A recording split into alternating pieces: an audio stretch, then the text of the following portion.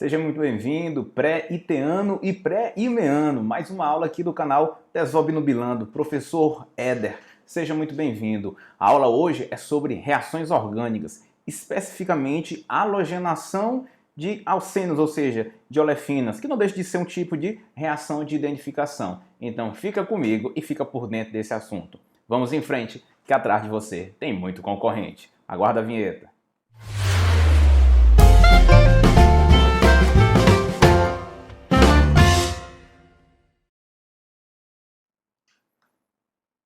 Vamos lá, iteano e meano. Bem, nós vamos começar hoje uma playlist sobre reações orgânicas. Mas, quer queira, quer não, falar de prova de ITA e de IME é falar de reações orgânicas de diferenciação, aquelas questõezinhas que tem um quezinho a mais e um quezinho de maldade, que você só vê aqui no canal Desobnubilando.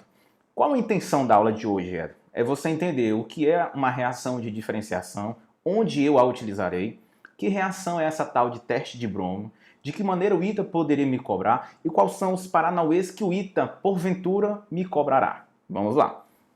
Diferenciação de ciclanos e alcenos. Bem, falar de ciclano e alceno é falar de compostos que, desde que contêm o mesmo número de átomos de carbono, são isômeros, ou seja, ambos apresentam a mesma fórmula molecular. No caso, eles têm o mesmo IDH, o índice de deficiência de hidrogênios. No caso aí é 1.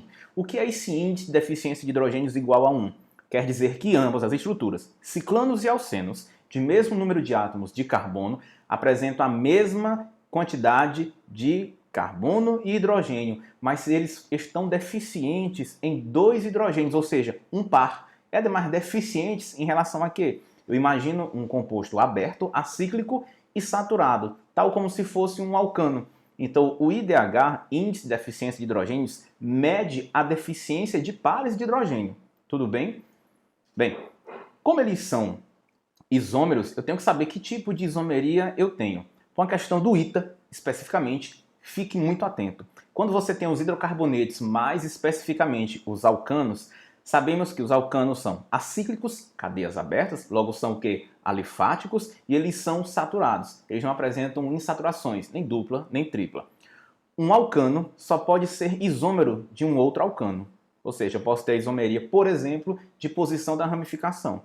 Já no caso de um alceno, que é um hidrocarboneto que tem uma dupla, e um ciclano, que é um ciclo saturado, desde que eles sejam isômeros, eles são isômeros de cadeia. Posso ter uma parte aberta, no caso um alceno, com um de cadeia fechada, que é o ciclano. Então, possui o mesmo IDH, a mesma deficiência de hidrogênios. Eu vou ainda gravar um vídeo especificamente sobre deficiência de hidrogênios. Eu quero que você deixe aqui o feedbackzinho, um comentário, se você tem interesse nesse vídeo explicando passo a passo do que seria uma deficiência de hidrogênios nas estruturas orgânicas. Beleza? Vamos em frente. Um exemplo.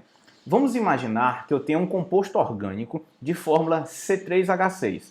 Eu posso imaginar que a fórmula geral desse composto é CnH2n, ou seja, levando em conta a fórmula dos alcanos, CnH2n mais 2, eu percebo que aqui tem 2 hidrogênios a menos, ou seja, um par.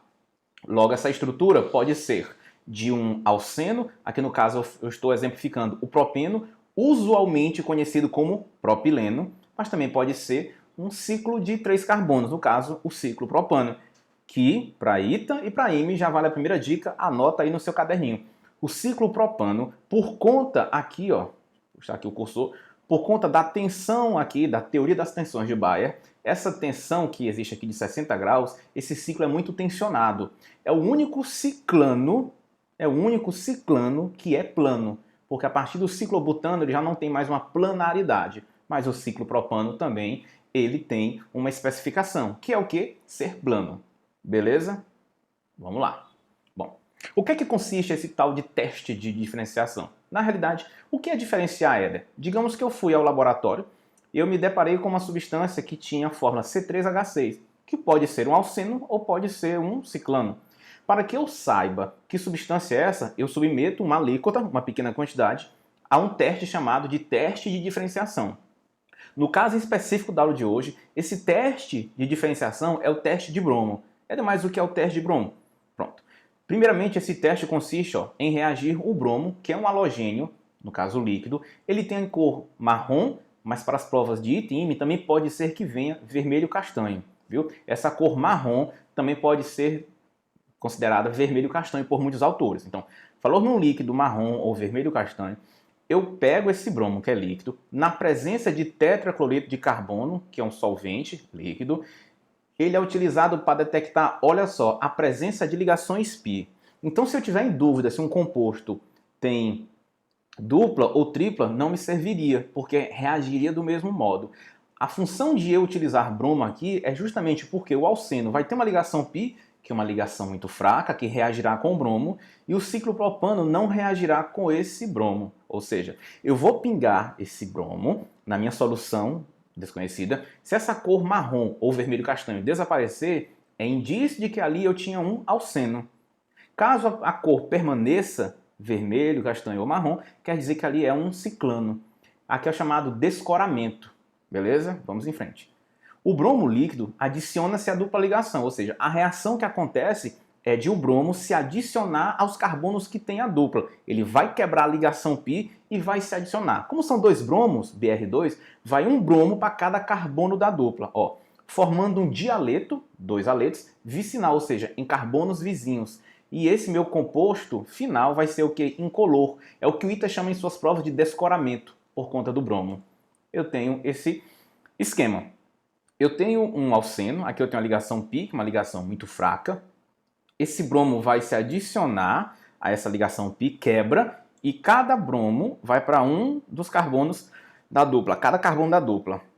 Ficando assim, ó, um dialeto vicinal. Eu quero que você, iteano e meano, ou iteana ou imeana, entenda que esses dois aletos, eles se adicionam de forma o quê? Anti. Não é uma adição sim. O ITA também chama de adição sinestéria. Sinestéria é como acontece na hidrogenação catalítica. Os dois hidrogênios entram na mesma face da molécula. Aqui não. Aqui eu tenho que imaginar, a gente vai ver já já por que isso acontece. Eu tenho que entender, via mecanismo, por que um bromo fica para cima, digamos assim, e outro bromo fica para baixo. Ou seja, é uma adição antiestérea, ou simplesmente adição do tipo anti. Então isso aqui era vermelho, castanho ou marrom, e esse produto agora o que é incolor, indicando que há um alceno ali presente. Pronto. O teste de bromo é apenas isso, é fazer uma reação de adição. O que é uma reação de adição? É quando a molécula orgânica tem ligações π e ela vai receber um novo componente. É uma adição, no tipo halogenação. Flúor, cloro, bromo ou iodo. Então, aproveitando essa dica, aproveitando essa ideia do teste de diferenciação, que ele dá positivo para alcenos e negativo para ciclanos, eu vou te proporcionar agora uma aula sobre reação de adição a olefinas, mais precisamente a halogenação. Eu quero chamar a atenção para uma coisa muito interessante. A halogenação, que a gente representa halogênio na química por X, no caso X2 pode ser F2, flúor, gás flúor, Cl2, gás cloro, Br2, líquido, bromo, ou iodo I2, que é sólido. Eu não vou considerar astato, até porque astato ele se desintegra rapidamente, ele é o que? Radioativo, tudo bem? Ele é muito instável. Eu quero que você fique, é só uma curiosidade, a família 7A é a única família na tabela periódica que tem representantes nas três fases da matéria: gás cloro e flúor, líquido bromo e iodo sólido. Entendeu? É só uma curiosidade. Pronto. Aqui eu só vou trabalhar com cloro e bromo. Sabe por quê? Porque flúor é muito reativo. Quando ele reage, ele é tão agoniado que ele quebra a molécula orgânica formada. O iodo é muito grande, muito volumoso, acaba sendo muito lento. Mas não estou dizendo que não aconteceria, é só uma velocidade um pouco mais lenta. Então a halogenação fica limitada a cloro e bromo. E a gente vai bater em cima do bromo, mas o que eu vou mostrar aqui é o mesmo funcionamento do cloro. Qual é a diferença? Porque o bromo é utilizado como teste de bromo e o ITA adora como teste de identificação de substância. Aquelas questões do ITA aqui, sabe-se que uma substância X de fórmula C3H6, beleza? Vamos lá. Vamos fazer o lembrete, ó. Eu tenho um alceno, ele vai receber a presença de, aqui não é HX, é XX, aqui foi erro do programinha, perdão, que é XX. Aqui adiciona-se XX, tudo bem? Não é HX, aqui não é adição de halogenidrato. Então, dialeto vicinal, peço perdão, aqui é X e aqui é X, beleza? Bem, entendamos que a ligação π ela é o que? Bastante fraca, é uma região de fácil rompimento e uma outra característica dela é que ela é uma reação, é uma ligação rica em elétrons. Ou seja, falar em ligação π é falar numa piscina de elétrons. Olha, interessante. Exemplo.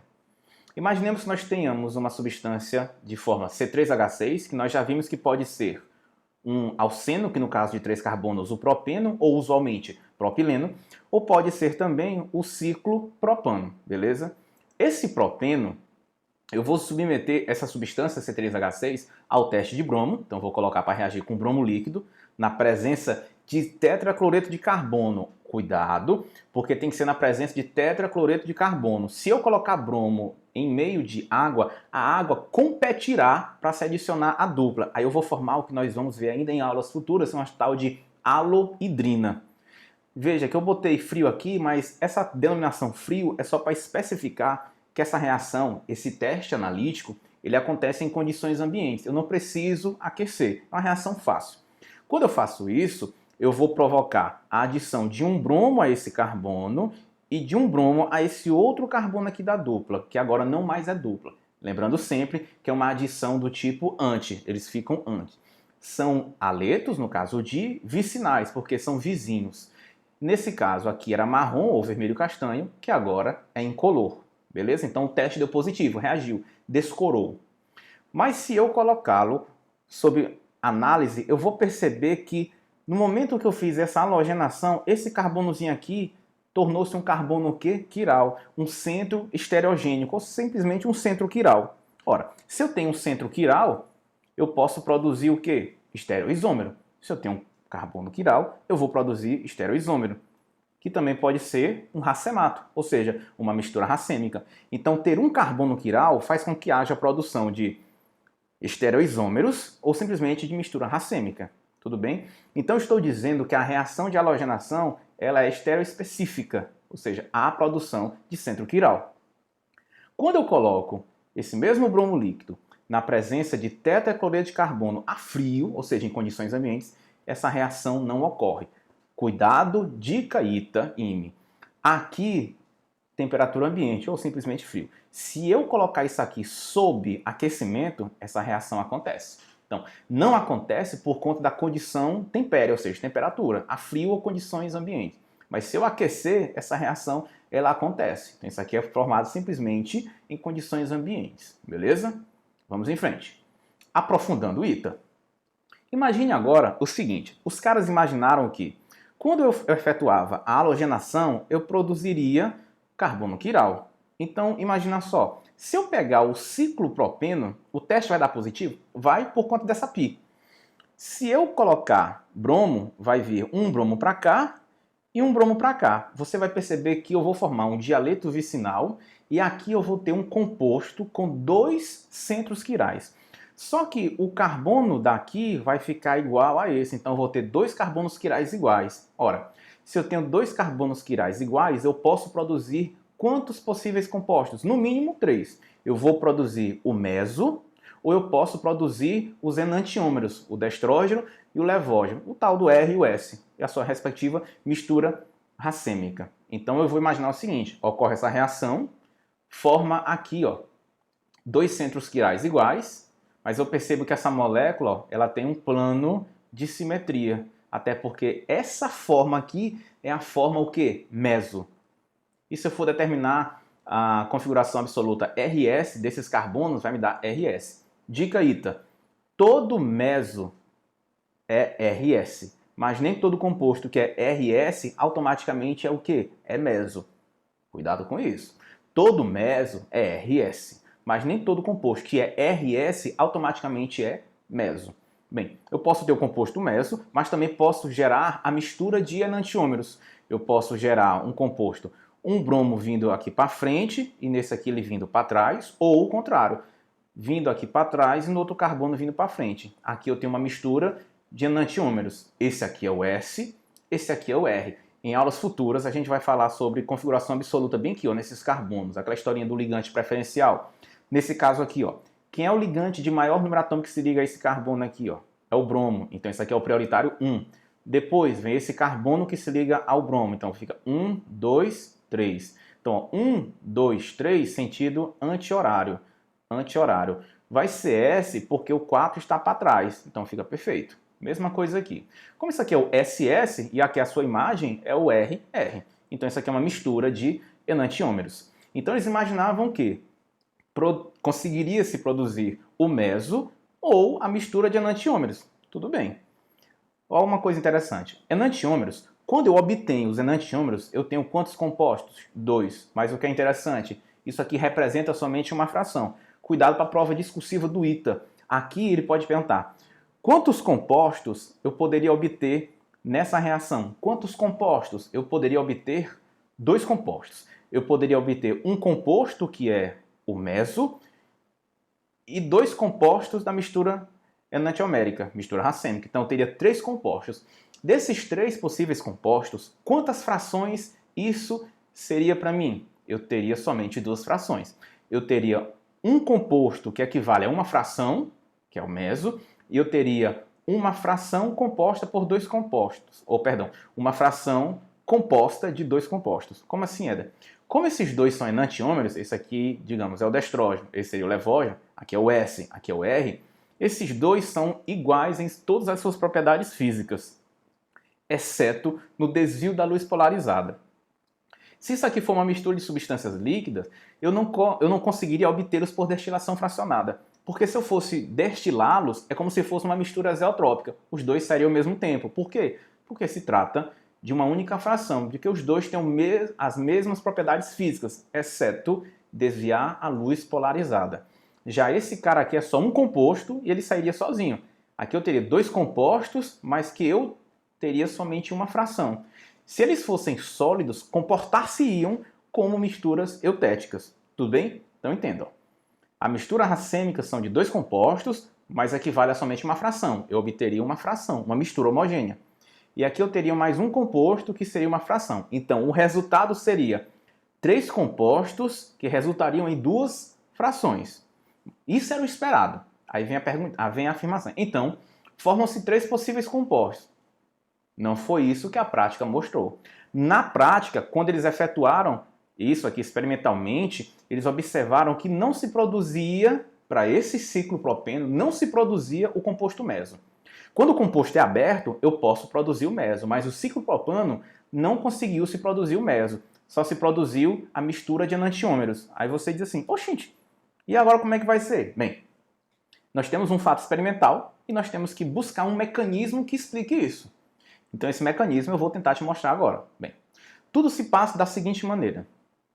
Eu vou ter o composto insaturado, ele vai se aproximar do halogênio, no caso o bromo. Essa região rica em elétrons, que é a região π, ela se aproximando da molécula apolar, que eu vou pegar aqui, ó. Eu tenho uma molécula apolar, bromo-bromo, vem a minha molécula aqui, ó, de alceno, ou no caso do meu composto insaturado. Quando se aproxima, os elétrons que estão aqui nessa extremidade de bromo vão sofrer repulsão por conta da nuvem eletrônica π e vão migrar para o outro lado. Eu vou ter um dipolo induzido. Então, o que é que vai acontecer? Essa carga vai ficar uma carga parcial positiva, na outra extremidade uma carga parcial negativa. Então, essa ligação se rompe. Então, esse bromo positivo se adiciona, formando um intermediário cíclico. Perceba que esse intermediário cíclico ele tem uma carga positiva. Então, isso aqui é um íon. Como aqui o íon é de um halogênio, eu chamaria de íon halônio, fluorônio, clorônio, bromônio ou iodônio. No caso, como é o bromo, eu chamo de bromônio. Uma coisa interessante. Esse bromo aqui, ele ficou com carga negativa. Ficar com carga não é algo estável. Então, uma observação muito interessante é que esse bromo aqui, ó, ele precisa se adicionar a esse composto orgânico. O que é que vai acontecer? Ele não pode vir aqui por cima, porque está obstruído pela presença do bromo. O que é que vai acontecer? Esse bromo vai vir pela face contrária. Por isso que a adição é do tipo anti. Um fica para cima e um fica para baixo. Então ele pode vir aqui, ó, e atacar essa extremidade, aí esse bromo quebra vindo para cá, para cima. Mas também ele poderia atacar aqui e deslocar esse bromo para cá. Por isso que dá uma mistura de enantiômeros. Repito, a adição eletrofílica aqui, que é a etapa lenta, é a etapa que determina a velocidade da reação. Aproxima-se, há uma heterólise aqui, ó, quebra desigual, forma o íon bromônio e o íon negativo ataca isso aqui. Opa, peraí, Éder. Bem que a seta ficou errada. Quando ataca bem aqui, esse bromo aqui fica negativo e esse aqui fica positivo. Porque quebrou, ó. Tudo bem, o mecanismo está correto. Não, desculpa. Foi só imaginação minha. Ataca aqui e quebra. Pronto, belezinha. Então o que é que acontece? Forma-se esse composto. E agora, Éder, como é que eu vou fazer? Agora a gente vai um mecanismozinho, ó, dica ITA.